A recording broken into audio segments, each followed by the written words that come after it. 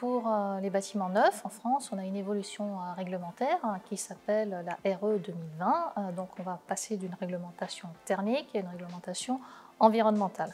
Et donc la grosse différence, sur la réglementation thermique, on comptait de l'énergie, et là, on va compter de l'énergie et des émissions de gaz à effet de serre.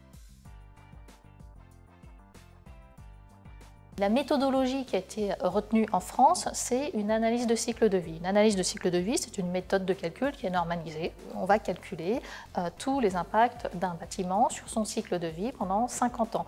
Et donc ça va de l'extraction des matières premières à leur transformation, à leur arrivée sur leur chantier, à leur mise en œuvre et à toute la vie du bâtiment pendant 50 ans et à la déconstruction.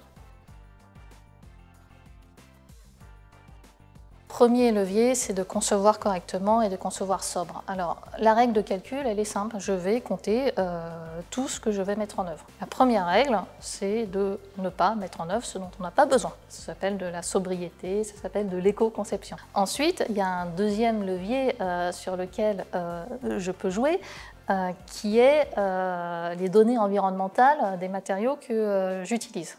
Donc tous les matériaux n'ont pas les mêmes propriétés, ils n'ont pas les mêmes impacts environnementaux. On va travailler aussi sur des matériaux qu'on maîtrise et qu'on produit nous-mêmes, donc en l'occurrence majoritairement du béton, où on va optimiser nos bétons d'ingénierie pour qu'ils aient la plus faible empreinte carbone possible.